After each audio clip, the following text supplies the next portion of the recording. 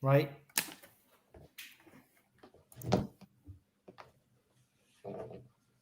Perfect. We are live. So welcome to this exciting edition of the Red Robin podcast, the first one that's actually getting live streamed. Obviously, for you guys who are listening in a few days on our normal platforms, you won't have a clue what we're on about, but you should do, because we announced the other day that our YouTube page is now up and running. Chris, before we speak to James Green, who's our guest today, how vital do you think the YouTube page is going forward in 2022? We just want to add a bit more variety, don't we, in doing these live streams. We're also obviously going to be uploading the podcast on all our other platforms. Nothing's changed there. But this just gives us a little bit extra output and content, including match day blogs, videos of former games, videos of us being at the game. I'm really looking forward to seeing where this goes, mate.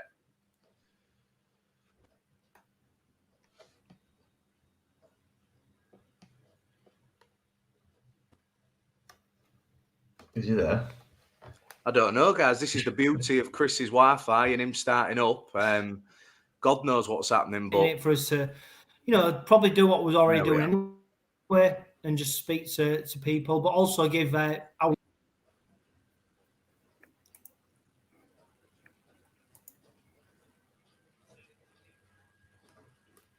Chris, your Wi-Fi's rubbish. You're spoiling it for all our viewers on YouTube. What, both of them? Yes, both of them. I am going to start because Chris's Wi-Fi is rubbish. So, James Green, you join us on the first ever live stream of the Red Robin podcast, first guest on our YouTube page.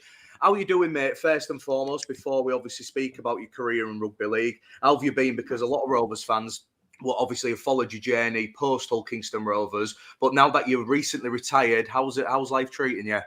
Yeah, it's good, mate. It's a bit weird getting used to having all this spare time on my hands and waking up on a Monday morning feeling like I've not been hit by a bus. So it's taking some getting used to, but enjoying the transition and making the most of the time that I've got. I think what most players don't realise when they retire, I mean, for you who's obviously gone to the Championship, is how different it actually is. Like I said, you're waking up on a Monday morning, you're in full-time work now. But how is that? I bet you're not missing now that we're heading into November. It's getting colder. Winter is coming, as they said on the Game of Thrones. You don't have to do pre-season. That's a bit of a bonus of retiring. Yeah, that was probably one of the biggest deciding factors, to be honest.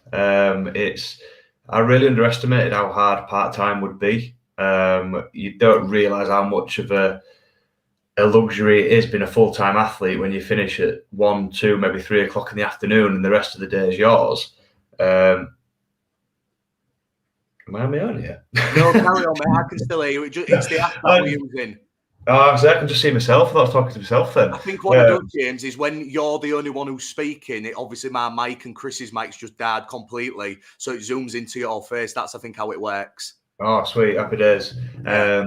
But yeah, you don't realise how much of a luxury it is being a full-time athlete when you finish early afternoon and the rest of the day is yours and you can do what you want. To then going into full-time work, finish at 5, training at 6, not getting home till 10 o'clock at night and then doing it all again tomorrow. So I really underestimated that side of it and how hard that would be. I probably underestimated how hard the Championship is as well. You can't really half-arse it and get away with it. You've got to be playing well and you've got to be looking after yourself, which the back end of my playing career, because of how busy I was at work, I wasn't doing them things and started to get found out of it. Do you think with the Championship and League One, obviously, we're going to speak about the expansion and stuff later on in the show. Cornwall, obviously, now announcing they're going to have a rugby team. But do you think the Championship and League One's underestimated because you get a lot of tough blokes, and I know people like yourself and other people who have played in Super League and then the Championship and League One, and maybe the skill's not as high, but definitely the physicality. And I think a lot of people, especially the outsiders, think if you're playing Championship and League One, you kind of come into the end of the career or you're not really classed as professional athletes. But I think it's totally the opposite, mate. Yeah, I'd say they're different in how they're harder. Super League's a hell of a lot quicker. Any mistake gets punished right away. So you've got to be like on top of your game there. But Championship-wise, because it's a little bit slower, it's a lot more physical, especially when you're trying to carry the ball and everybody's set waiting for you. And you look at some of the lads that are in the championship, like we all lift weights at rugby, that's all part of it. But a lot of them are carrying a little bit more timber, so you're working with some bigger blokes there as well. So yeah, it's a lot more physical, but it's a lot more competitive now with dual reg, and especially last year when you could loan somebody for 2 weeks from the Super League and stuff like that. It was a lot harder last year. But Greeny, do you think you benefited from the fact having them 2-week loans, especially Mikey Lewis? Yeah, massively. I think Mikey was class for us when he came, creating something out of nothing, like a real live wire for us, and it gave us like a real surge of energy when we probably needed it the most, when we were struggling a little bit. So he was a breath of fresh air. He was great. We had people like Jamie Ellis, like Super League class. And then we had some young lads as well on the fringes of their respective teams who came and were full of enthusiasm and energy. So they really helped as well. Especially with the injury crisis we had, it made quite a difference for us. I think with the dual reg situation and stuff, I think COVID definitely played its part. But how vital do you think, because especially now that the reserves are coming back as well, but you had kids like Mikey Lewis who maybe wasn't fitting in at first in Rovers 2021 season. I remember the game against Catalans, the early games that Tony Smith's men played. He really struggled in defence. He came to you guys. He really benefited from the system. And these young lads, they're not just playing against people their own age, but they're playing against grown men like yourself and then blokes that you mentioned, these weightlifters, these kids who work on building sites and then go and knock 10 bells of shit out of each other. Do you know what I mean? I feel like for the young lads, especially Rovers in 2022, you've got Tom Ware, a young prop forward. We've signed 3 prop forwards from the academy lads. I think the forwards definitely benefit from going on loan rather than staying and playing 5 or 6 games for the academy and a few for the reserves. I think that's really beneficial for their career. And I know you did that, didn't you, coming up? We'll speak about that soon, but I know you did that for Workington, Newcastle, who was affiliated with the town, but I think it's a vital part of their development. Yeah, I think especially for somebody playing in the middle of the field, like your forwards and stuff, like when you get to like the top end of academy and reserves, like you could be the biggest kid on the field, so you're just running through people. It's not until you start playing against men that, yes, it toughens you up, but you have to start learning other skills where you're getting yourself out of trouble, because you're not going to be able to run over a 30-odd-year-old bloke who's been playing the game for 10 years like he's got a bit about him. So you start picking things up on the fly of how to win a tackle, how to avoid somebody and things like that. But yeah, it's massive for kids' development. No disrespect to the reserve grade, but it's a massive step up going from there to the championship, and an even bigger one from championship to Super League. So I think it helps bridge that gap for them as well. Yeah, definitely. And I think the benefit of having this YouTube page, Chris, and live streaming is the fact that people can comment. We've got our first comment from Rich Major saying, what's my thoughts on Jamie Ellis? James, you might not have seen, but me and your ex-teammate had a bit of kerfuffle last year when Rovers wasn't doing too well. So it's an ongoing joke within the podcast. So if you're confused, that's what it means. But because we're on the show, he's a great guy, and I wish him all the best at York in 2022. But we will move on, James. Growing up in the local area, mate, what was your first experience, Chris laughing as well? What was your experience, firstly, getting into rugby league? Who was you supporting? Whereabouts was you playing? And how did you make that transition from amateur, growing up as a teenager before you started at Rovers Academy? So I grew up and still live in Westall now. So my mum and dad were diehard FC fans. I had no choice in the matter as a kid.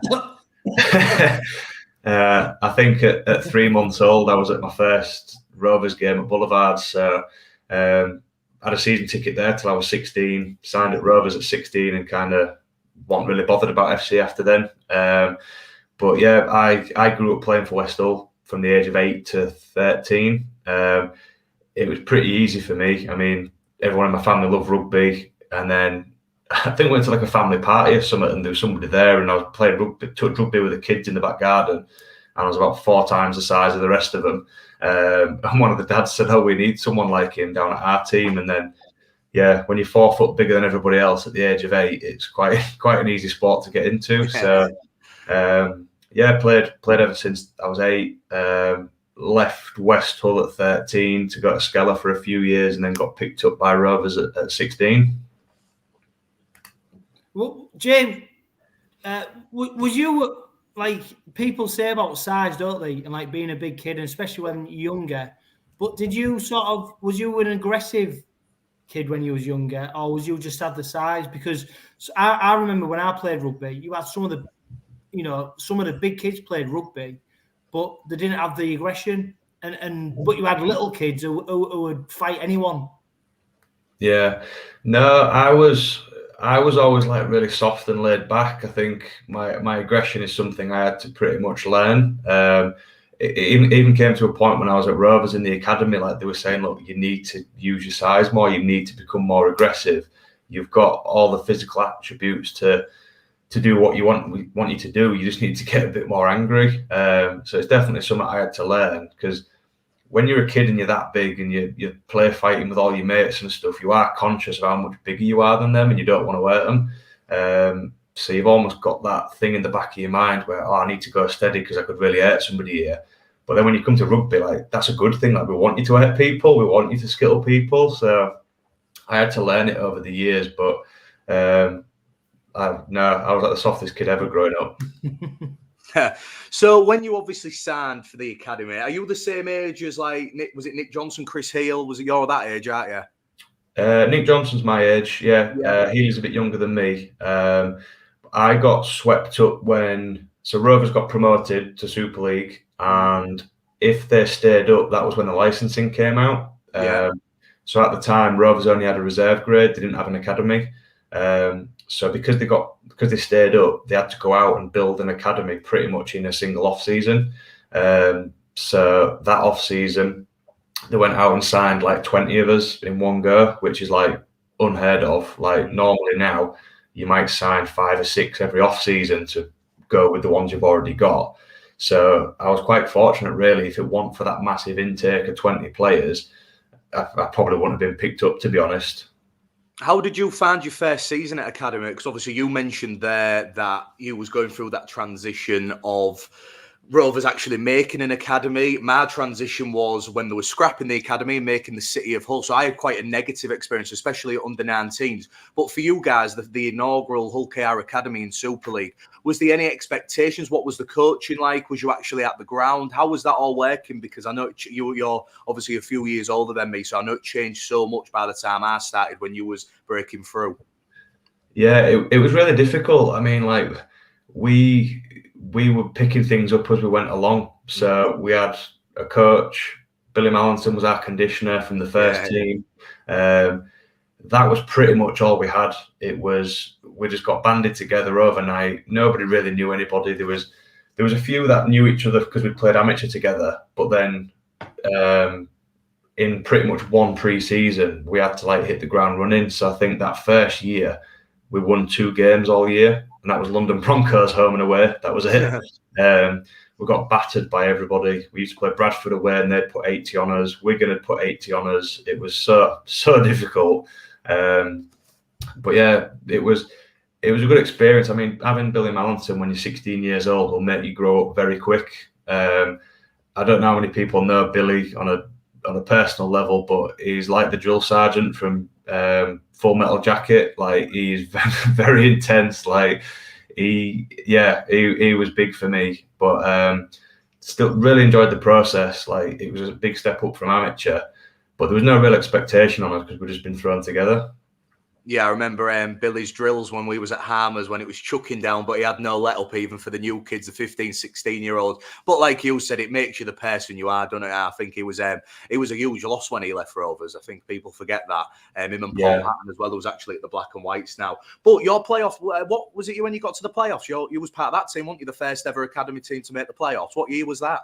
That'd have been... might have been my last year in the academy, so it might have been the following year or the year after.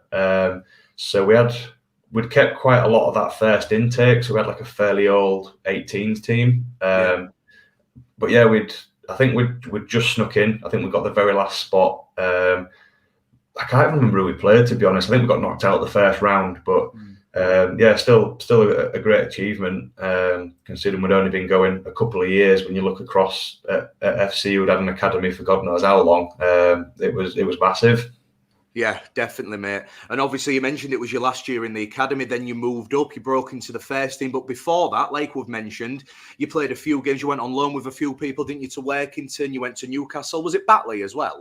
Yeah, Christ, I've been everywhere. You have your more clubs than Tiger Woods, but I would again. A person's made a comment about have you got any advice for any young forwards coming up in the game when you was obviously playing in the Championship and League One with them 3 dual reg teams that we've previously mentioned? How did you find that step up on a personal note? I know we've spoke about the likes of Mikey Lewis and stuff, but for you, especially being a bit of a target, a big lad in the middle, these older blokes, these muscle guys who we've spoke about, the kids who just want to go out and smash people. I bet you was definitely an easy target, mate, but it probably made you the prop you are for when you made that step up, didn't it?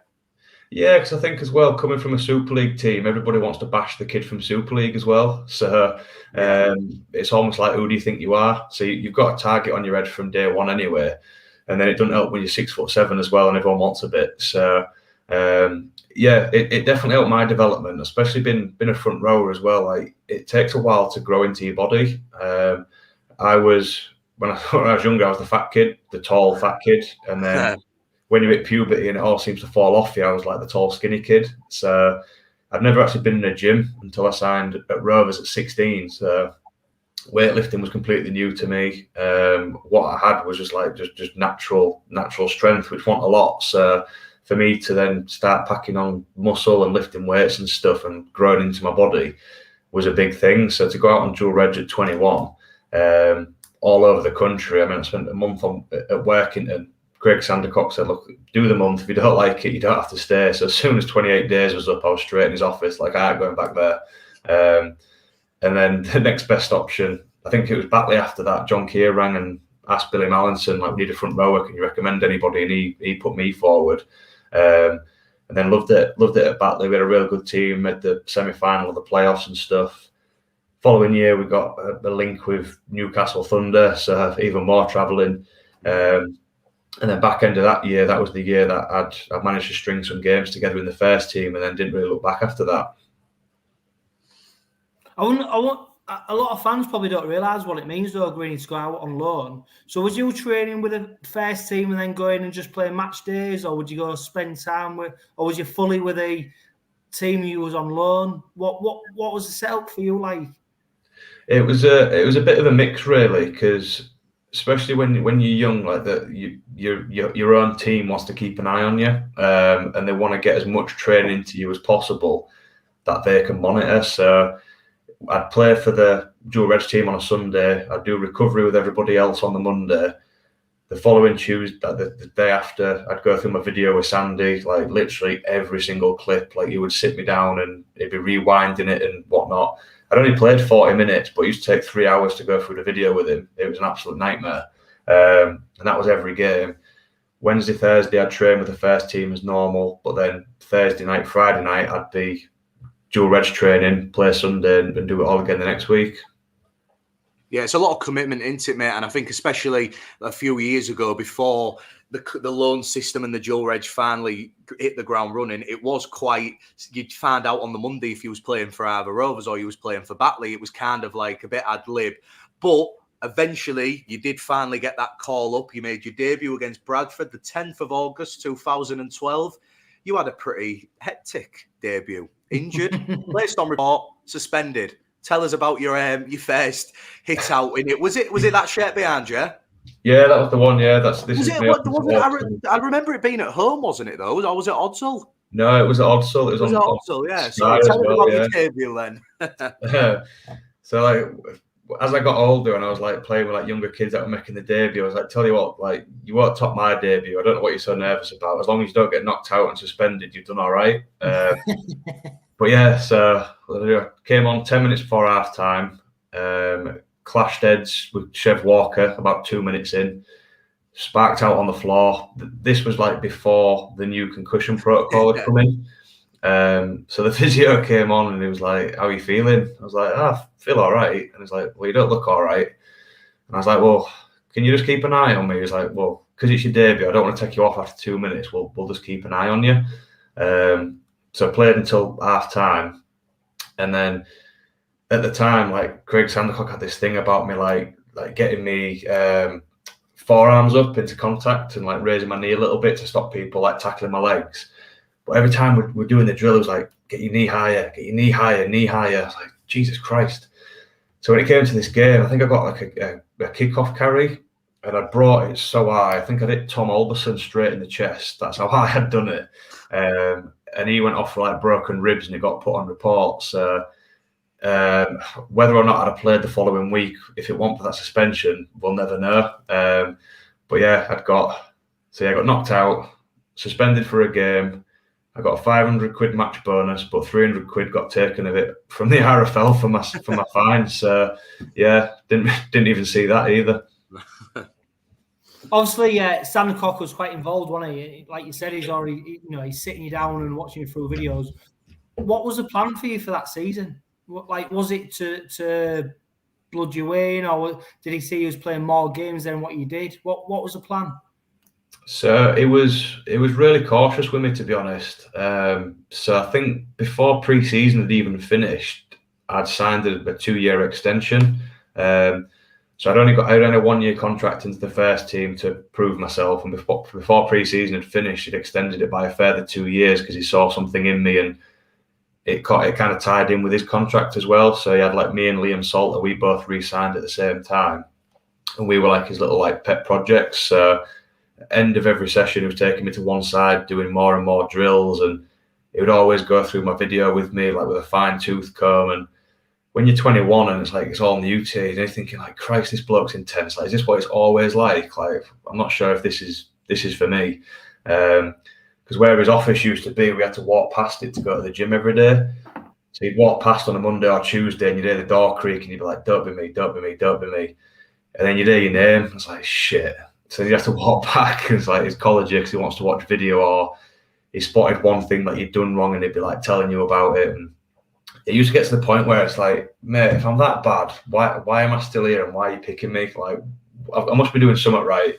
But like, he used to get onto you for absolutely everything. And I'm glad he did, because it wasn't until he left and I was playing regularly, or the back end of his year and I was playing regularly and I was playing well, that you kind of appreciate it. But at the time, I hated it. Chris, I think what interesting to take out of that was when we actually did our first HeritageCast, James, with Michael Dobson. He said that he enjoyed working with Sandercock, him and Travis, who we're going to speak a little bit about later on, but he struggled with the English kids. What was your perspective of that? Because you was coming up with the likes of, there was you, there was Salt, Scott Taylor, Liam Watts, all these kids in Hull, the likes of Scotty Morrell, Ben Kane, who'd just been released by the club for the first time. How did you think Sandercock was as a manager? Because I know with the fans, it was always going to be tough for him replacing Justin Morgan. And I know it didn't work out at Kingston Rovers, probably on the pitch for Craig Sandercock. But what was your experience as him as your first professional manager? Because I know Dobson said he thought, from the Australians, thought he was great, but they understood that he kind of had his favourites and wasn't really that interested. Whereas for you, obviously, it seems that it was. Yeah, it was all new to me, so I had nothing to compare it to. I had some good coaches at reserve grade, but then going into a full-time environment where literally in pre-season every hour is accounted for from the minute you walk through the door to the minute that it's time to go home. So I just thought that was normal. And yeah, I think he'd seen something in a few people, and he put a lot of time and effort into them. And I think it was almost like we were his project, but it was because of how intense he was. I think you either loved him or you didn't. So I think he rubbed a few people up the wrong way because of how demanding he was in terms of detail. And I remember he used to measure things out. Like you'd be doing a drill, and he'd stop the drill, and then he'd stand next to you, and he'd measure it out with his feet, and it's like, you're half a foot too wide, and he'd grab you and he'd move you. And you're just thinking, it's 6 inches, what difference does that make? But it'd stop everybody to make a point and do it. And I think if some people were a bit quiet and he knew that he could have a go at you and you'd take it on the chin and keep going, you almost made a bit of a target for yourself, because it'd make a point out of you for everybody, knowing full well that you'd take it. But then behind closed doors, it'd be like, you're doing this well, you're doing that well. So depending on what your character was, you either loved him or you hated him. Yeah. And obviously, like I mentioned, Craig Sandercock was your first coach as a professional rugby league player.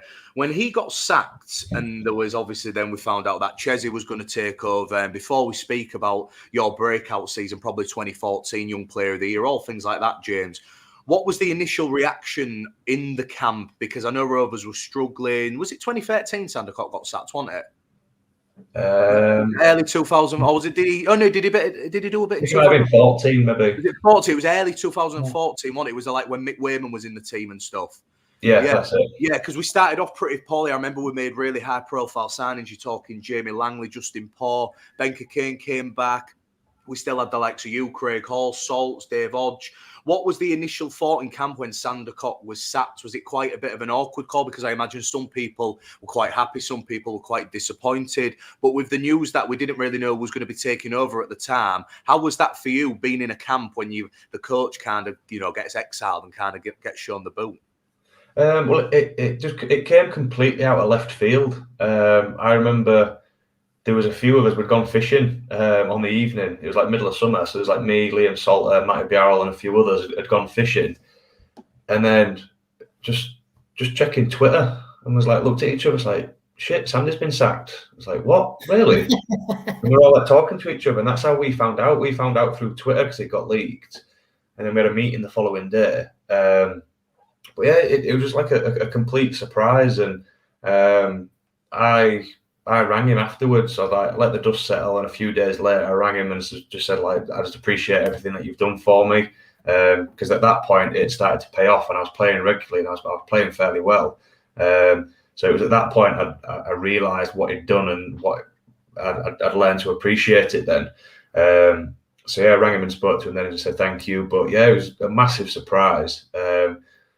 People assume that us on the inside know everything before everybody else, but we find out just like everyone else does when it's on social media. And then there's like a crisis meeting the next day to say, oh yeah, by the way, lads, the coach is gone. So yeah, massive shock. But yeah, when Chesney took over, it was a complete different method of coaching. He was much more laid back and kind of let us do things that we wanted to do and play with a bit more flair and stuff. And I think we got off to a good start when he took over. I think, did we beat Saints at home? Saints, yeah. Amadam as well, wasn't it?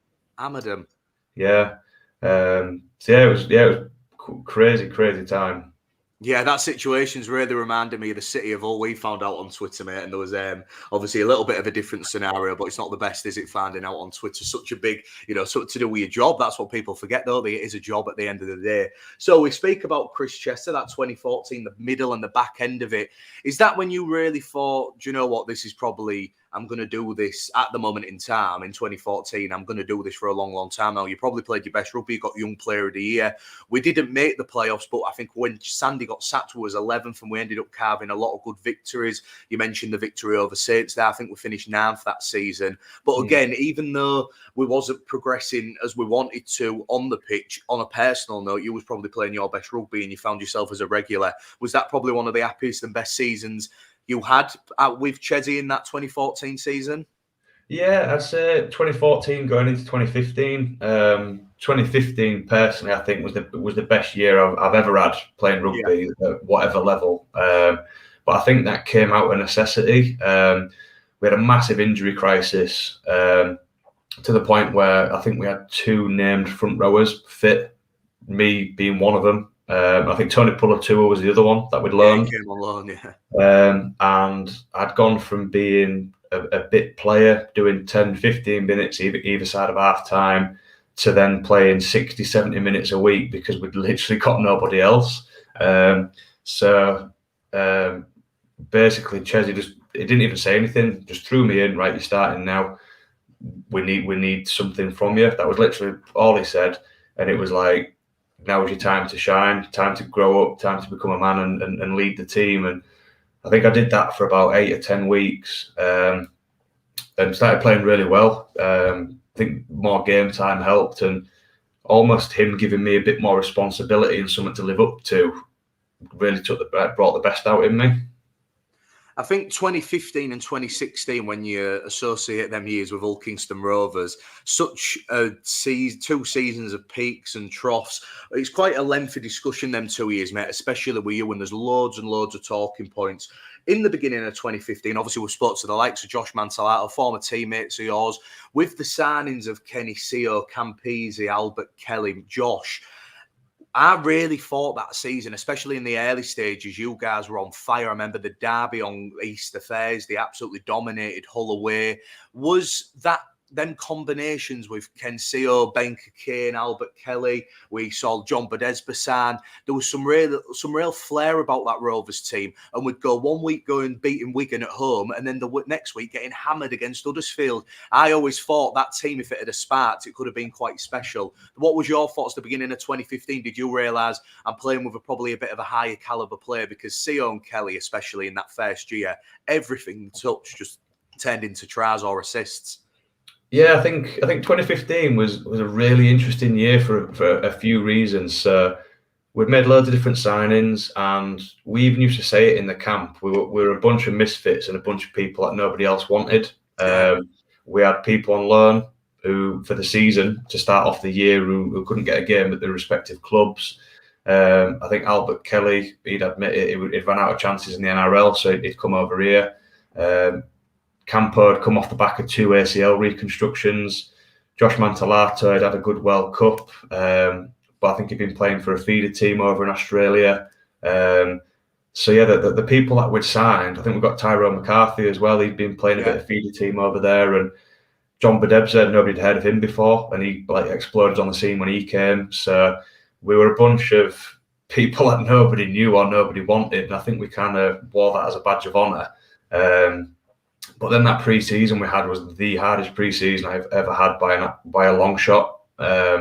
It was beyond brutal, which probably led to some of the injuries later on in the year. But mentally, we were in such a good place after that pre-season, knowing that nothing can be as bad as what we've just been through, and almost having that band of brothers mentality of nobody else wants us, but OKR do, and we're all in this together. So it was a good year, and we got off to a good start. I think Albie got us out of a bit of shit here and there with his interceptions and just moments of magic. So we just rolled with it. Chris, I don't know about you. Greeny, go on, Chris. You go, mate. Speak about the semi. I was just going to say,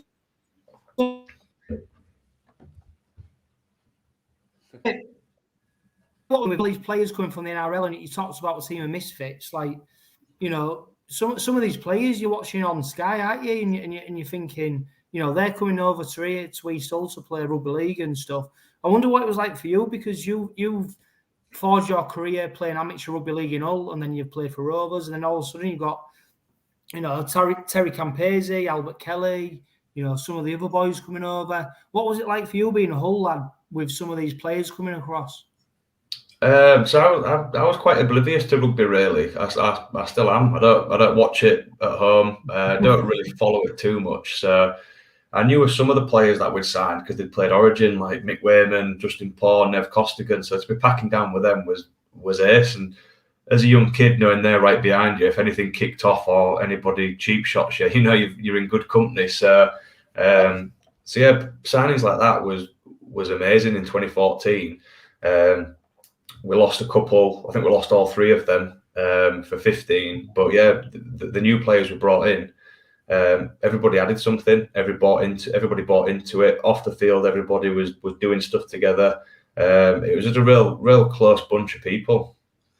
I think that team is obviously always going to be remembered as the team that got OKR to the first Challenge Cup final since 1986.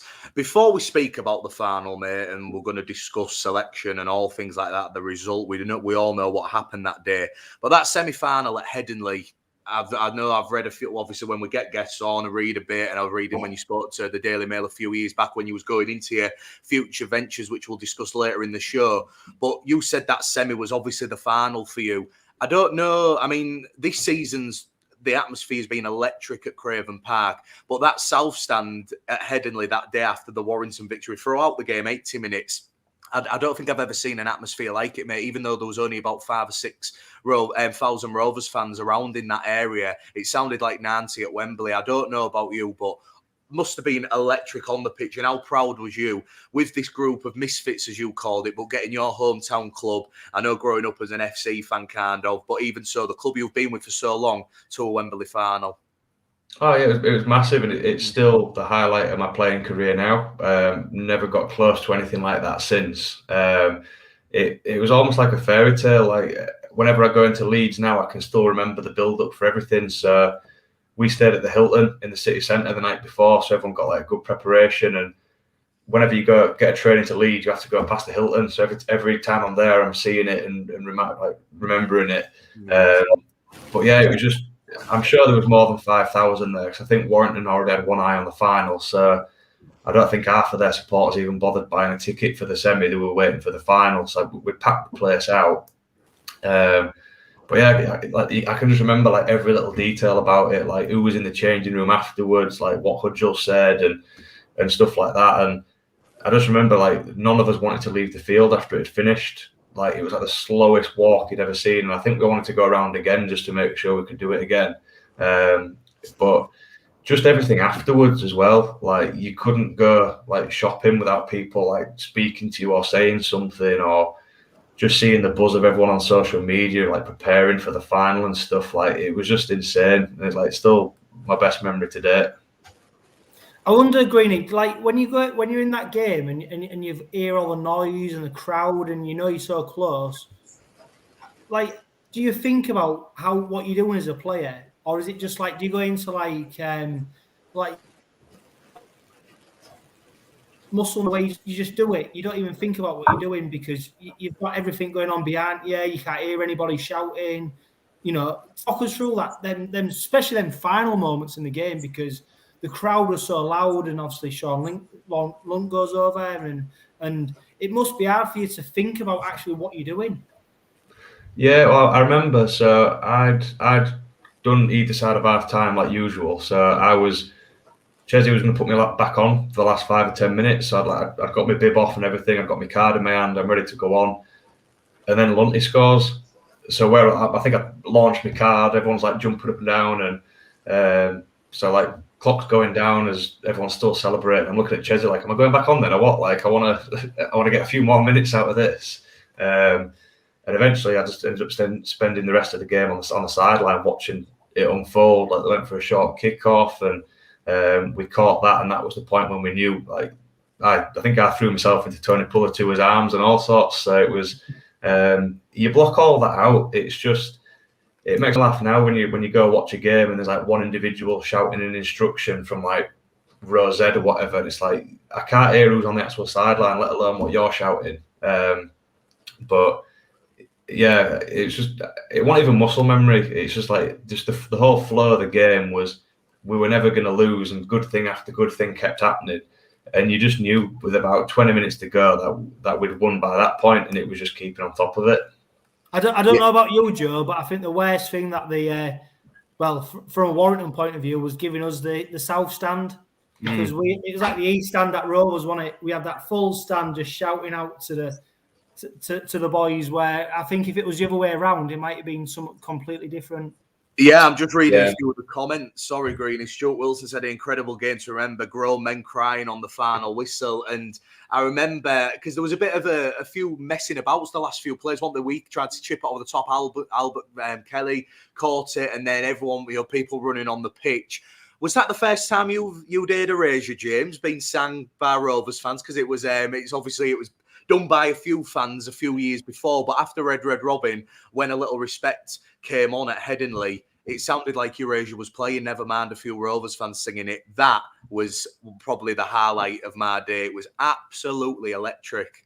Yeah, I still to this day don't know why they played that song out of any other song. None of us lads got it either, but again... I'm sorry to interrupt, mate. I think there was like Pete Walker, Adi Brown, Phil Barrett, who I used to do commentary with. I'm sure the year before, because I was a bit too young then, I wasn't starting going to away games with them because it was when I just joined. Would your mum not let you go, Joe? Is that what it is? My mum didn't give me enough pocket money at the time. I think it was when you played Castleford away. There was in Pontefract and they put it on the jukebox and sang it, but then they don't know how it got around and that's how it played at Headingley. So it's a real weird one. I don't know if it was was just a turn of fate, but it actually worked out quite well. But it was, I remember the recording for the song, also like kind of, and then obviously Andy Bell came to us, but it got Eurasia Folklore in Hull, and they're actually playing at Bonus Art the next year.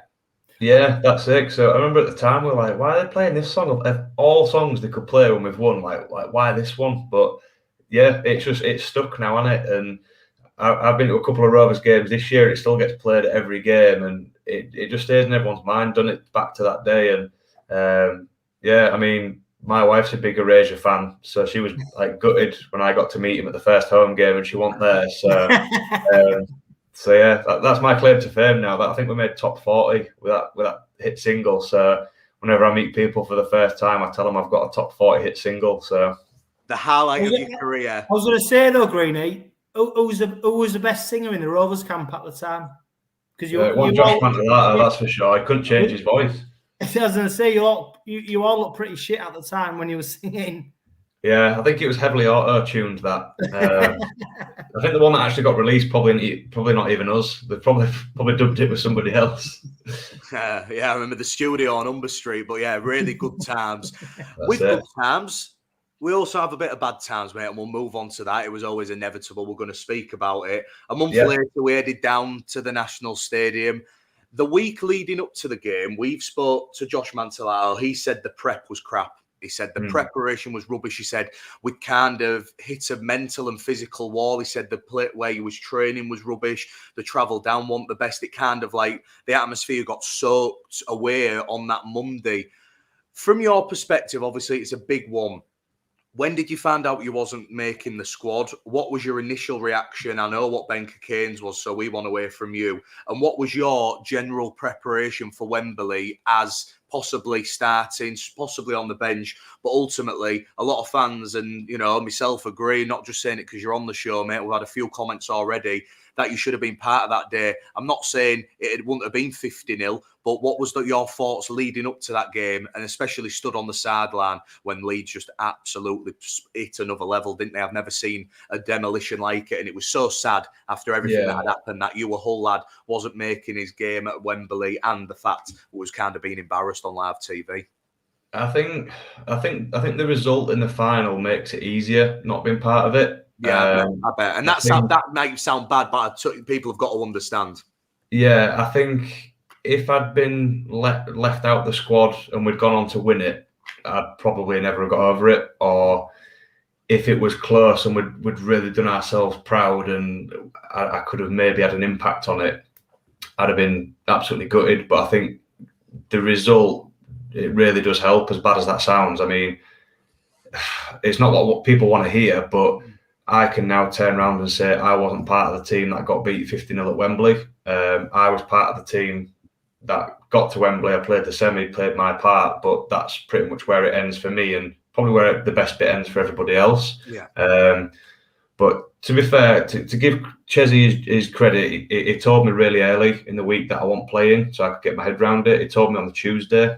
When you've got like a bit of a feeling in your stomach where like, we started to get some players back from injury, and he'd not spoken to me too much the week before. I'd played well against Widnes away the week before, and when you've got that nagging feeling like he's going to tell me something here. I'm not going to be picked. But he told me face to face, sat me down. I think we're sat in the dugout outside. Told me on the Tuesday before the video session, and he just said, "I'm going with a better defensive middle than yourself. There's some better players there that defend better than you. Yes, you carry better, but I think it's going to come down to defence. So that's what I'm going with." So I was like, right, yeah, fair enough. Probably took it a lot better than Benny did, but at the time Benny was 32, so he was thinking his chances of making another final probably aren't going to come round again. But yeah, I took it fairly well. At the end of the day, what could I do? I couldn't plead my case to him. I couldn't fight him. I couldn't do anything like that. So my preparation was probably worse than everybody else's. It was almost like, fuck it, I'm not playing. What does it matter? I think they made a bit of a mistake because they roomed me and Benny together. So the two lads that weren't playing were put in a room together, and it was probably the most negative room you've ever been in. So that probably wasn't the best, but they're probably thinking put them two together so they don't bother anybody else. But I think that the general feeling around the place was, this is a massive event. Oh my God, we've made the final, and people got caught up in the history. We'd not got there for 30 years and stuff like that. And I think that got the better of everybody. Everybody was too worried about the hotel we were staying in or how many tickets we were getting and stuff like that, rather than don't worry about that, just focus on the game. So everybody's got too caught up in it. And I wonder, Greeny, though, but for you, like, because was you named 18th man? So potentially you could have been playing. Yeah. If someone pulled out, I was in, yeah. How do you deal with that, knowing that you've sort of got a prep to be match ready, but also in the back of your mind you're thinking, I've got no chance to, like you're in almost two different worlds, aren't you? Yeah, 18th man's horrible. It's so hard. Like, if you're not playing, you're not playing. You just turn up, you watch the game, support the lads, and then that's it, done. You don't have to worry about anything. 18th man, there's a 1% chance you're going to play, but there's still that 1% chance. So, I mean, physically, it was fairly easy. For the couple of days running up to the game, everything's given to you. Like, you eat at training. Because we went down a few days early, all your meals are there. Your schedule's set out. You don't have to think about anything. But mentally, I was nowhere near. So even if I did get picked, who knows what performance I'd have turned out. What was the initial aftermath after that game? Because there's the famous videos of you all on the pitch for quite a long period of time after the game. What was the changing rooms like? Because ultimately, even though we just lost our first major final in 30 years, 50-0, embarrassed, bit of a laughing stock, we have to face up and say what it was on the day. We also had, was it 6 more games in the middle eights? And yeah, but Joe, I just want to say, I know you said embarrassed, but do you know what? It's one of the proudest moments in it to be at Wembley. Oh, mate. I think this is the thing as Rovers fans. Sometimes we dismiss the fact that we got to Wembley. We was there.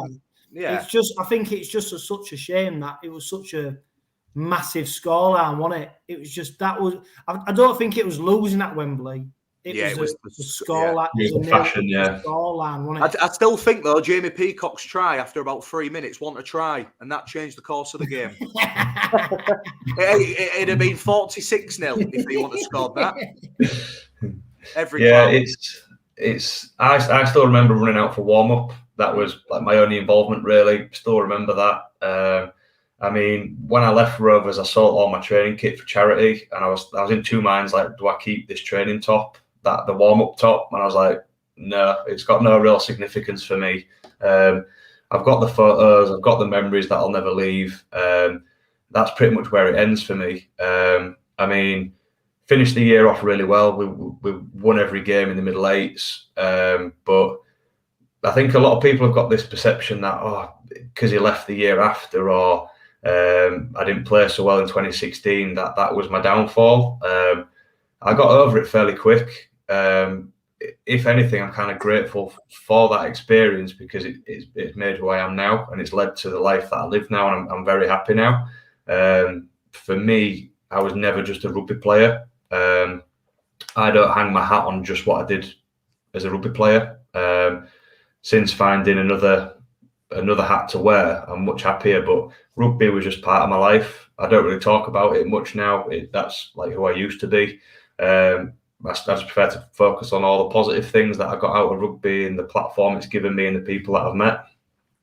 Yeah, definitely, mate. And I think you've made a real good point about the season after. We don't want to dwell too much on 2016 because we want to speak about your life after Rovers and say what you're doing now and the benefits of getting an education and doing business and all stuff like that. But that 2016 season, like you said, it was losing Chesney, sacking Chesney after 2 or 3 games, losing to Oldham in the Challenge Cup. Obviously, the £1 million game. I know you was injured. I know you didn't feature in that game, and you kind of was. Did you miss like the last 6-7 games? Didn't you, of the season? Yeah, so that full season was an absolute car crash for me. So 2015 played really well. I think most people know I'd got offers to go play in the NRL off the back of that year. Literally came within days of leaving. I'd agreed terms with a club. over there. I'd flights Whoa, sorted. wait, what club? What club was it, Greenie?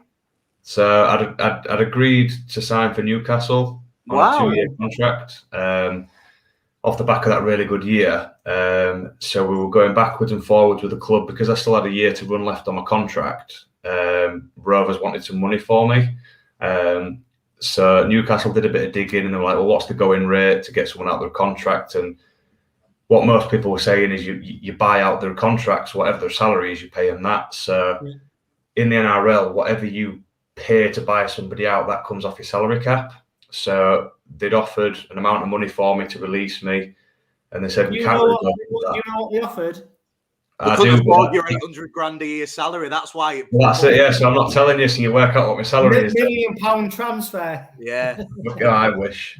Do you regret that, mate? Honestly, do you like when you look back at it now? I know you're so happy doing what you're doing, but do you just win? Had to give it a try?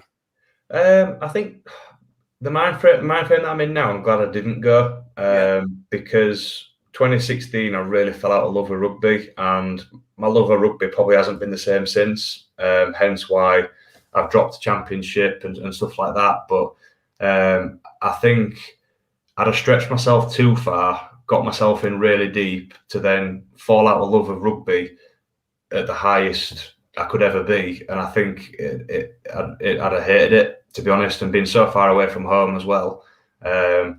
So yeah, I didn't end up going, came within 2 days of pre-season. I'm like, what am I doing? Am I going? Are you keeping me? What's going on? And that's when JP came in and he was like, under no circumstances are you leaving? And I was like, right, well, at least I know now.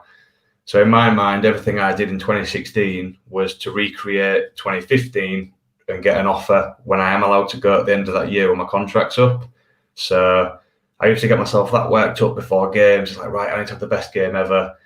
I'd go out, I'd go do something stupid. Like I'd end up scrapping, I'd get sent off, I'd get knocked out. Then I got injured and it was just like, it just snowballed and got even worse. And then I'd left it that late because I was like, no, an offer from Australia's coming. I'm holding on. And then I'd had decent offers from Super League teams throughout the year. And I was like, no, I'm good. I'm waiting for Australia. And then it got to a point where my season had been that shit. I'd played that fewer games and I'd been injured that I was down to 2 offers. One was to stay at Rovers for less money than what I was on, or the other one was to go to Leigh for the same money that I was on. And I was like, right, well, I'll go to Leigh then. I've left myself no option. So most people think because of Derek Beaumont, it was like splashing money about, and that's the reason I went. I ultimately left myself with no other options. It's really interesting though, because before we talk about where you went after leaving Rovers, you mentioned about getting sent off. And the one question we keep getting asked, and probably the one question you keep getting asked, is what did Travis Bairns say to you to make you go for him and get, obviously, what happened? He didn't actually say anything to me. So when he was at Rovers, he was really hard on us young lads because he knew none of us would say anything back. He wasn't hard on us to get the best out of us. It was just a bully. Was he just a prick then? You what? Was he just a prick? Yeah, it was a prick. He was a bully. James, I work with a prick, and I know you feel. So I think if you watch 2015, I think I shoulder charged him off the ball, broke his cheekbone. So that's pretty much where it started. And then the following year, I think he was playing hooker because James Roby was injured. So I was like, right, I'm just going to keep running at him, kept running at him, elbowing him in his chest, in his head, all sorts. And then I think when you watch the video back, I play the ball and he slaps me. Yeah. I look at the referee. Like, you're going to do something. It was a cheap shot. Well, he just slapped me. It was just disrespectful. Yeah. So I was just like, are you joking? Like, looked at the referee, like, are you going to do something? Referee was like, play on. He slapped me again. And that's when I threw a punch. But that is the first fight I've ever had in my life. At 25, 26, I was like, I'd thrown a punch. I was like, shit, I better throw another one in case he throws one. And then that's it. We were off. I think, you know what? I remember. I remember it, and I think, as a supporter, was thinking, if he hadn't got sent off, we might have won this game. But I don't think any supporter begrudged you the fact you did what you did. Yeah, so for me, it was like a whirlwind 2 minutes. Because I think, yeah, exactly. But as fans, Greenie, we was like, actually, we agree. We were stood with you going, yeah, he deserves it, because as good as Travis Bairns was at Rovers, it was also a bell end. So, Yeah. You sort of counterbalancing it all the time. But I think, obviously, I mean, it's a long time ago now, mate, but I think you shouldn't feel any guilt or anything like that about what you did, because we was, as supporters, we was sort of like, well, he deserves it.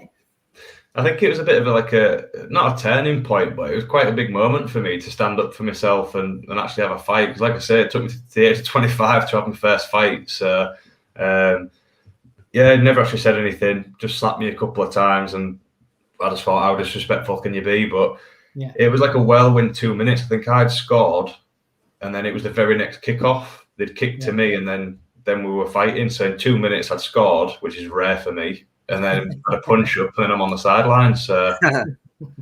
What about obviously former teammate and unfortunately the late Jordan Cox? A famous moment again in 2016 when you two came to fisticuffs, and ultimately you got the better of him and sent him on his backside.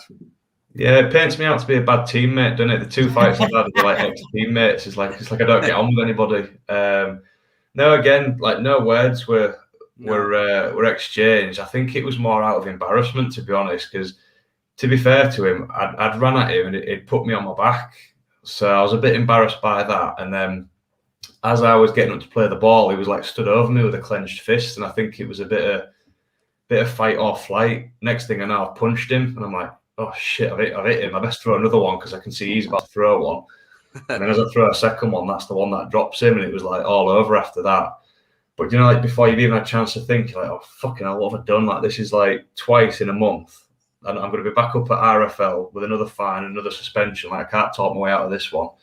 And yeah, that was.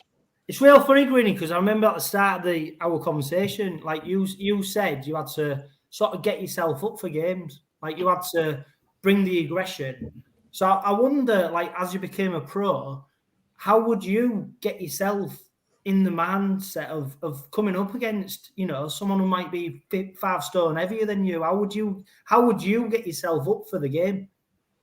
I think it came with confidence, really. Like 2014, it was just try and show people what I can do, and because of how big I was and the things I'd learned, I was starting to get the better of people when I was carrying the ball. So I started to have that confidence, and then 2015 taking on a bit more of a bigger role within the team and stuff. You kind of back yourself a little bit more. But yeah, I think when you speak to like Justin Paul was great for me. Like they don't come much more aggressive than him. And he basically said it boils down to a simple rule. It's them or you. Somebody's got to win. And at the end of the day, if they win, then you're going to be out of a job and you're going to be out of money or whatever, or they're going to embarrass you. So yeah, it's him versus me. And I think I took it to the extreme in 16 by how many times I got suspended and injured and stuff. And again, you need to have the controlled aggression, otherwise stuff like that happens. Yeah. And for you guys listening, obviously we can see your questions. We are going to answer and give them to James and stuff and get an answer at the end of the podcast. But first, mate, like I said, you did leave Kingston Rovers after 2016 after making 82 appearances. Then you moved to newly promoted Lee Centurions, a team that had took over from Kingston Rovers in Super League.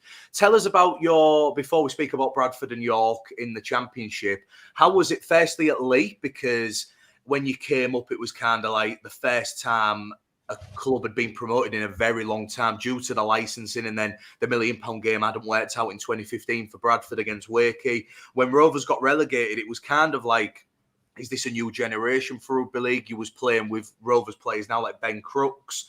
What was Fui there when you was there? And how was the situation at the Lee Sports Village? Because even though you eventually that season did get relegated, I remember you beat Wigan at home, you run Saints close a few times. How did you find your first season away from Kingston Rovers? Was it totally different, or was it kind of just like, right, we've moved on, we go again?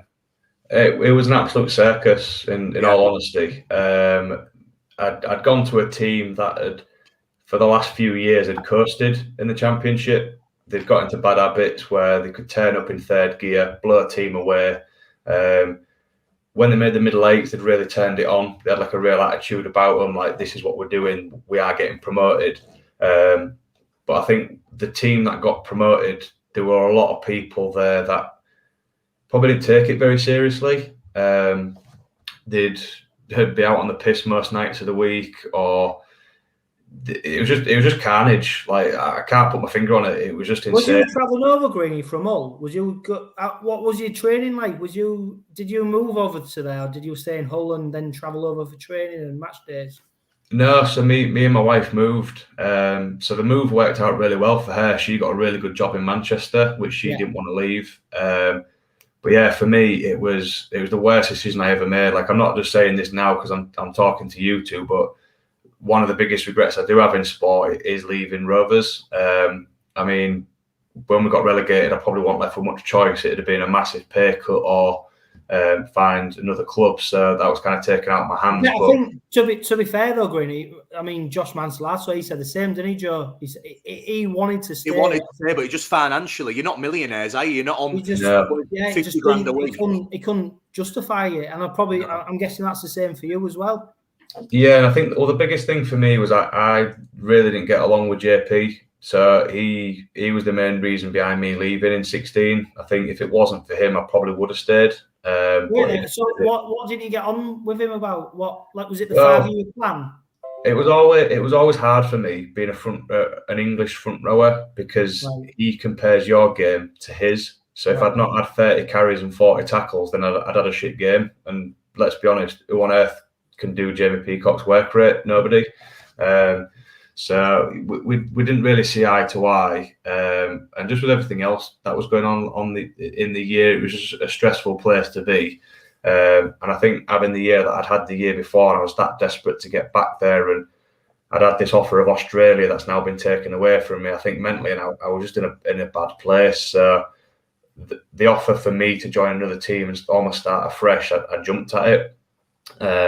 Unfortunately, I'd chosen Lee, which wasn't the best idea.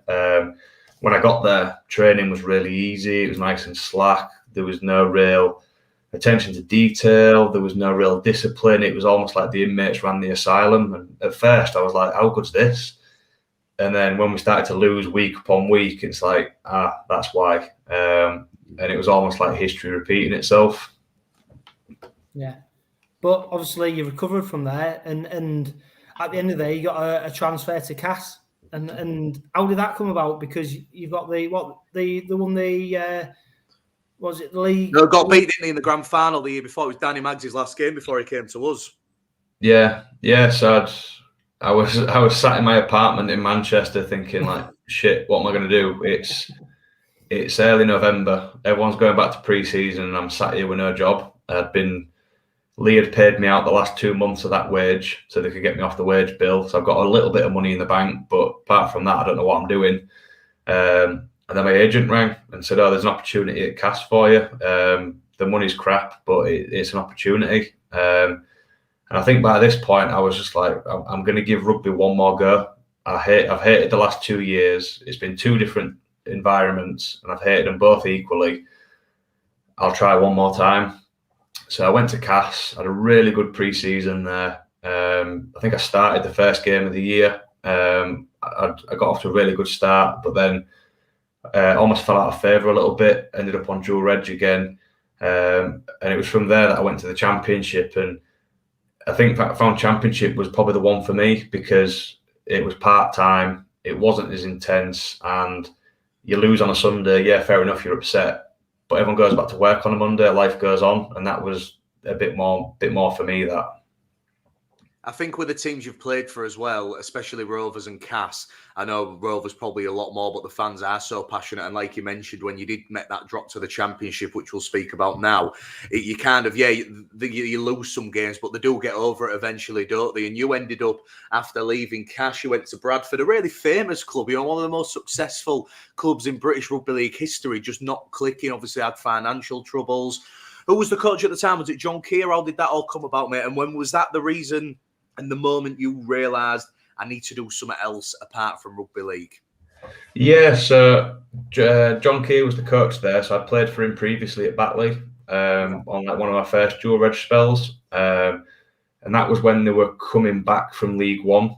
So they'd spent quite a bit of money for League One. And I don't think they'd lost a game by that point. So they were like, we need a final push. We could do with a couple of middles, and he'd seen that I'd been on dual reg to Halifax and wasn't really getting a look in. So he rang John Wells at Cass at the time, and they loaned me out for the rest of the year. And absolutely loved it. I love John Keir. He's a great person, great motivator, and I've got a lot of time for him. So that move probably came at a good time for me because I started to enjoy myself again. Probably as well because we were in League One with such a good team. We were blowing teams away by 40 points without really breaking sweat. So it was just good fun. So me looking at life after rugby kind of happened after I left Leigh. When you get your contract torn up 2 years running, you start planning and to look after yourself. And I think after that relegation at Leigh, I made the decision that I'm not going to rely on anybody else ever again. As good as team sports are and employed work is, it's not worth much if something like this happens. So at that point, I'm taking my own life in my own hands, and I'll carve a way for myself. What support did you get from the RFL or Rugby League Cares to do that, Greenie?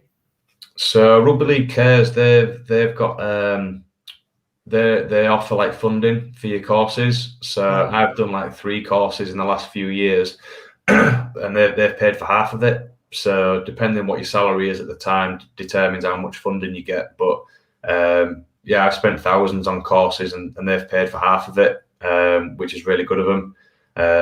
They can help you with finding the courses, but I already knew what I wanted to do, so I just paid for it myself and went back with the receipts, and they paid for it.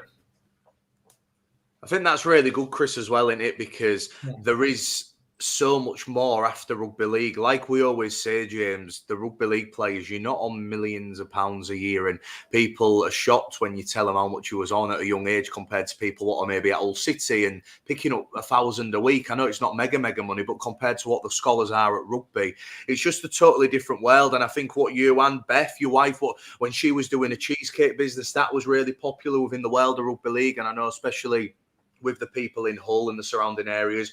But tell us a bit about what you two are doing now, obviously your mortgage advice. How did that come about, and how vital is it for the guys listening and for the people who will listen after this live stream to get education, get started on a business? Because rugby league, it can end like that. And you're not millionaires, are you? Go on, tell us. And the beauty of live stream is, guys, my laptop's on 10%, so I am listening. I'm just going to grab my charger. You go, mate. When you think about it, your salary cap's 2.2 million, and that's to pay 30 people. So that puts into context what you actually get paid.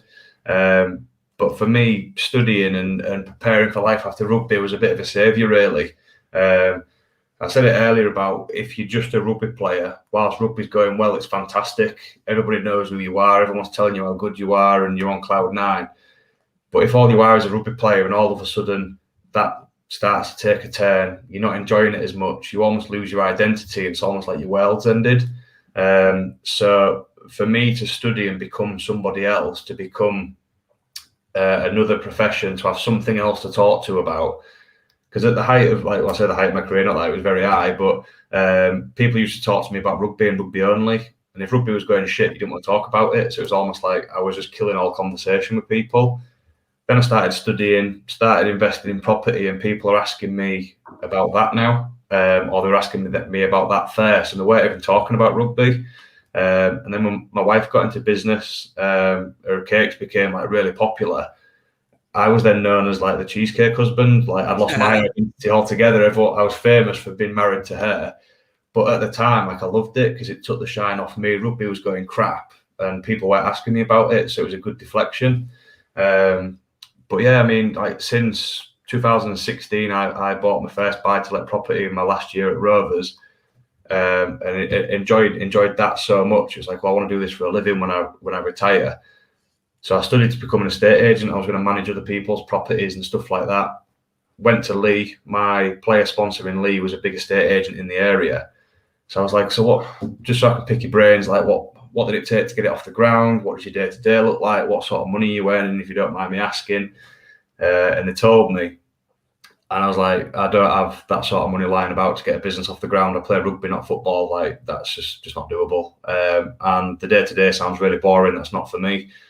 Bought a few more properties in that time, and then it just so happened, like, I think I was at Bradford at the time, went to a wedding with my wife, we were on the young couples table and got chatting to some bloke next to me, and he was like, oh, I'm a mortgage advisor. I was like, all right, so like, what's your day to day like? What sort of money do you earn? And he was telling me, I was like, that's a bit more for me, that. So I studied all my exams in that off season when I was at Bradford, and that was 4 years ago, and been doing it ever since. But absolutely love what I do. It worked really well alongside rugby because people used to talk to me about work first, rugby was second, and I became more than just a rugby player, which made me a lot happier. And believe it or not, everyone takes the piss out of me how boring I am, but I became a bit more interesting. I want just someone to talk to about rugby. There was a bit more there as well. Yeah, and to be fair, James, I think it's really refreshing hearing about, not the fact you're, we've got you on for Rovers HeritageCast, but the fact that you're a young man who's decided to take, his life and do something with it, not just be a rugby player, which in itself would be an amazing thing, because I think you probably underestimate how high Rovers fans, think of you. And the fact you've been able to then forge another career for yourself is really refreshing. But when you make them first forays into that, it must be quite daunting, because you're probably worrying about, am I going to have enough money to do X, Y, Z? Am I going to be able to do it? And was you thinking about your rugby legacy, or was you just thinking about, actually, I need to forge a career for myself now? I think the timing was really good for me. So when I was studying and getting my business off the ground, I was still picking up a full-time wage at Bradford. Not a massive one, but still a full-time wage. So that took the pressure off. Whilst I built the business, I still had something to fall back onto. So that really helped. But I think for the last 3-4 years, especially since I've been running my own business, I've got a much bigger passion for running my business than I ever did playing rugby. So that was why this year I made the decision to retire, because I was up at 5-6 o'clock in the morning working on my business, no problem, wouldn't moan about it at all. But if somebody said to me, we need you to be at training for 6 o'clock in the morning, you've got sprints to do and you've got weights to lift, I'd be like, no, you can sod off. Like, that's not what I want to do anymore. So I knew then my passion lies in running my business. That gets me out of bed in the morning. That's what I love to do. But rugby's been a great platform for that. Most of my early clients were like diehard Rovers fans, so I'm grateful for that. It's given me something to work off, and everything that I've learned through rugby, like skills-wise or personal development, getting loaned out to every club in the country and having to basically get chucked into a room with 30 strangers and having to talk your way out of it and stuff has really helped me in the job that I do now. Yeah, it's great to hear, mate. And like Chris said, it's so refreshing. And for people listening, take the advice, because if you are a young player or players who listen, you don't make that money forever, even if you get to the decent amount of wages in Super League. So we definitely need more people to do education and stuff after Rugby League, mate, because it's so vital. And Chris has got all the questions from the fans, but I just want to ask first about your final. Was it 2 seasons, wasn't it, at the York City Knights? I know COVID had a massive part to play, but how did you find it moving to, obviously not moving, but playing in North Yorkshire with a few former Rovers players, quite an affiliation with Rovers as York. There's a lot of ex-players there. Liam Salter, Will Oakes has gone back there, Matty Marsh, Will Joe, plenty of players who you will have played with, Greenie. How did you find your time at York, and ultimately, when did you decide, you know what, I'm going to call it a day, I'm going to move on from Rugby League? Well, having them lads there definitely made it easier. I left Bradford because they were in special measures. I didn't want to leave. Absolutely loved my time there. Loved all the lads that were there. It was just, if I was to pick one year that I enjoyed the most out of rugby, it was probably 2019. Like, I absolutely loved that year. So reluctantly had to leave, and I was thinking, like, well, I'm growing my business now. It's probably now the time to go to part-time. And at the time, that was when York were absolutely flying. They'd finished third in 2019. All the lads I knew there loved it. And I was like, yeah, I want to come. What do I do? I think I was looking after myself then. I didn't have an agent. Met up before, had a coffee with him. And straight from the off, I was like, yeah, this is me then. Let's get something sorted. Travelled with the lads. It was great. obviously we lost a lot of 2020 because of COVID and everything. But yeah, again, it really helped me again transition into rugby. So I'd gone from full-time rugby to building my business to then I'm now part-time. I've got more time to build my business to now I'm retired. So it was like a seamless transition. It was perfect. But yeah, I mean, the height of summer this year was the busiest I've ever been work-wise because of stamp duty and stuff like that, and everybody wanted to move. And I was up at 5, 6 o'clock in the morning trying to get all my work done, rushing around like an idiot at 5 o'clock to finish my work to then get to training. And I was the last one at training. I was the first one to leave. I wasn't soaking up anything they were telling me in video because mentally I was just absolutely fried by the time I got there. Wasn't looking after myself. I was eating whatever I could get my hands on because I was that busy. Wasn't sleeping very well. So I was starting to get found out a little bit on a weekend, like I wasn't playing as well as I should be, or if I did play well, it took everything I had to play well. And then that rolls over into Monday, like you feel shit, and now you're at work and you've got all this work to do. And so I told Fordy really early on in the season, I was like, I think I'm done. I'm going to retire, but I've made a commitment to you and everybody else. I'll see the season out. Almost like laying my cards on the table, saying like, I'm really struggling with all the workload and stuff, but I'm still here and I'm still going to perform for as long as I'm here. And almost so you can kind of make plans for the following year to replace me, but then also so he's got a bit of an insight into how I'm feeling. And it was really good, to be honest. After I told him, it kind of eased off me a little bit because he knew how much stress I was under and stuff like that, and how honest I'd been. But yeah, it was sad to leave and sad to finish. You don't realise like the things that you've done and your memories and stuff until you walk away. Part of me still thinks like, oh, do I do one more year? Or if anyone was ever to text me next year saying, oh, we need a front row at short notice, can you come play 4 games? I'd be like, yeah, I'll be there straight away, no worries. But yeah, the time's right. Yeah, and I think it's refreshing because, as a supporter, like you said, your heart's not really in it, is it? You're not chomping at the bit to be going out onto the field, and we've seen many, players who have basically eked out a living by just getting that one more game, that one more season, and they've not really been true to themselves. So I think that's why it's really refreshing, Joe, to hear Greeny say about how he's put his hand up and said, look, it's not for me anymore. But we've got some questions here, Greeny, from supporters and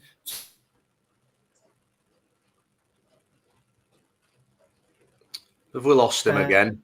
A couple of days. It's that HU7 Wi-Fi, Green. It's useless. Oh, HU7, Yeah. You haven't played your bill this week? No. Do you fancy queuing up for Rovers reserves? Well, when's your next game? Oh, it's next year, isn't it? I'm big KD back. Oh, KD, I'm there. Say no more. KD bang. I'll go back if you'll go back. Chris, ask your questions. Your Wi-Fi dropped again. Yeah, you got me. Well, George Todd's asked the best fans in Super League, so that's an easy question. But Stuart Wilson's asked, what's James's view on the young forwards that have been recruited? And does he have any advice for them? Bearing in mind we sound sort of, I say young forwards. Tom Garrett, 27? Greg Richards, Frankie Greg Holland. Richards. Some promising players coming from the Championship. Yeah, I mean, I've played against both of them this year. Tom Garrett is a big lump of a man.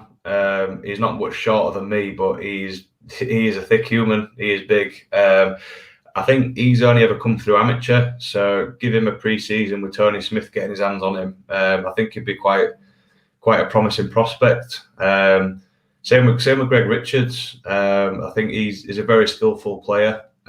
He's always won a Super League Grand Final for one. And I think the route that Tony's going down is competition for players, young, hungry players, is only going to feed into what he's done this year. So it should be quite exciting. Yeah, Sarah Janes asked, you might have already answered this, but if you have, what's your best memory in the red and white of Workington Rovers? There's a couple, but I think all of them come back to 2015. Besides making my debut, obviously, with the little bits of it that I remember. But yeah, 2015, I think that cup run we had when we beat Wigan at Leigh Sports Village. Remember that game? No one gave us a chance for that. Obviously the semi. But yeah, I think just winning some games that we were never expected to win, like winning the Saints Challenge Cup game just after Sandy had gone. I think we'd beat Warrington away under Sandy as well. Yeah, little moments like that where no one gave us a chance and we went out there and did it. Yeah, and no question from Stuart Wilson. He's asked, if you could turn back time and do it all again, would you do anything differently? Probably enjoy the ride a little bit more, I think. I used to get so worked up about how I'd played or whatever, and I was so uptight about how I prepared for games and stuff. Like, we'd play on a Sunday, or if we played on a Friday and we got the weekend off, like the young lads would go out on a Saturday, and I'd be like, no, we're playing again next Sunday. Like, I'll miss this one, and missed out on a fair few nights out for stuff like that, and probably didn't let my hair down or laugh and joke as much as I should have done at training because I was so uptight. So I'd probably chill out a little bit more, try and enjoy the little things and enjoy people's company and enjoy the ride. Yeah, a question probably related to what you've just said from Ethan 10, I think he's a York fan. He said, what's been your highlight in your final season at York? And do you think, from what you've seen at York, that they could be in the Super League in the future? It's a highlight for me at York. Well, we didn't really have a 2020, so 2021, it was a bit here, there and everywhere with the injury crisis we had. But I think playing Wigan at home in the Challenge Cup, we had so many injuries. I think we had 3 young lads debut, like 16, and 2 of them were 17. And I think we only lost 20-0. We had a real good go, and really proud of them young lads that made their debut. I think that was when I was telling the story about my debut. Like, lads, don't worry, it's not going to be that bad. That was probably my highlight. And I think for me as well, it was just nice to know that at 30, when my heart's not in it as much and I'm on my way out, that if I put my mind to it, I can still hold my own against a team like that. So it was quite nice for me. But yeah, I think in terms of Super League, York have got all the infrastructure there that they need. Great facilities, massive fan base to tap into, strong backing. The club's in a good financial position. Ford is a great coach. It's just trying to get all the other little bits and pieces together and having a successful and consistent season.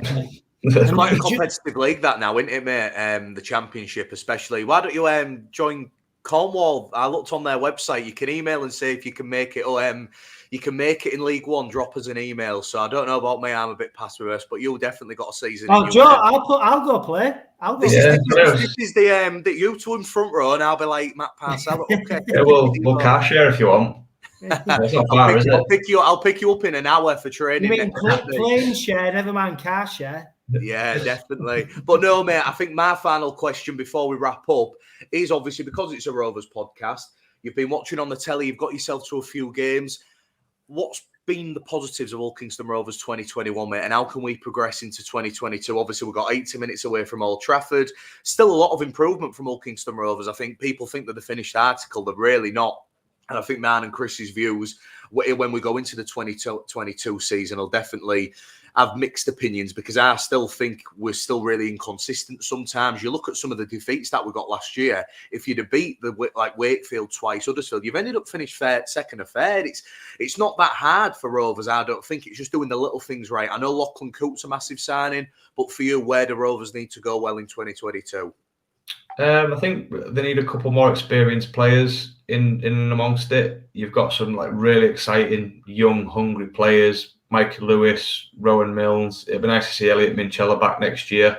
Some really good young players there. I think the inconsistency sometimes comes from you don't have them experienced players around you to keep on top of everybody and really drive the standards in the team. So Lachlan Coote will have a big impact. Maybe 1 or 2 more experienced players, because the rest of the players they signed for next year are all fairly young.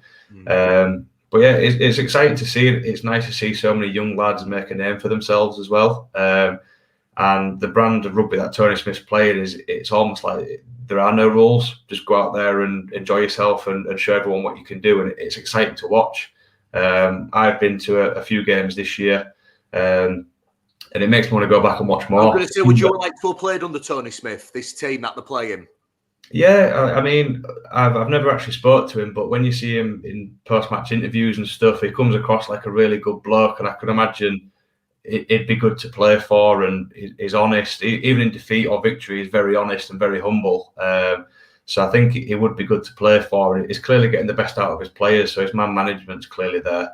So yeah, next year will be exciting if they can repeat that. And the other things that the clubs have got going on in the background as well, that Humber Street, that looks, Craven Street looks class. That looks like a good time, and everything else that they're doing there. I'm hoping to sponsor next year in some fashion. I've got a call with a club next week about doing that.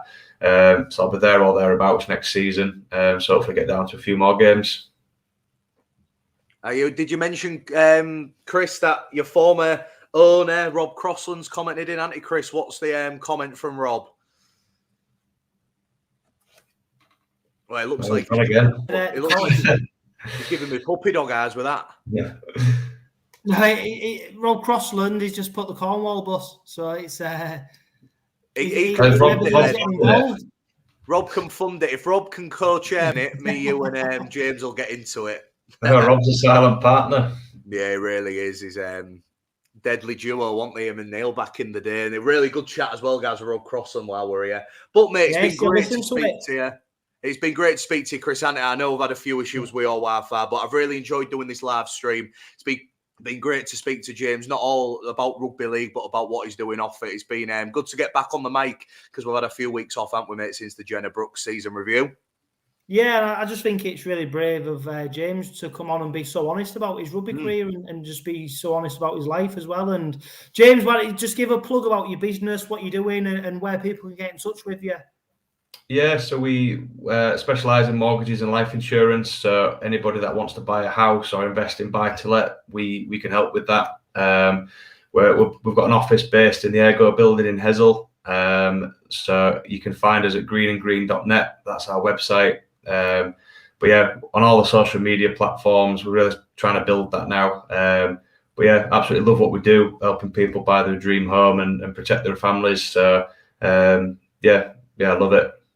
Green and Green, the new sponsors of the Red Robin podcast. That's a bit of a quite good that across the chest, wasn't it? No, but thank you, mate. It's been great to speak to you. A few guys who have commented. Obviously, we've had our live stream. If you've watched it live, we really appreciate it. And for you guys who are listening on our normal platforms, thank you as always. So this has been the Red Robin podcast with me, Joe Payard, Chris Johnson, and former Robin, James Green. Thanks for your time, James. All the best for you and Beth in the future, buddy, with your business. Cheers, mate. Thanks for having us. No worries. Thanks, Chris. Take care. Cheers, boys.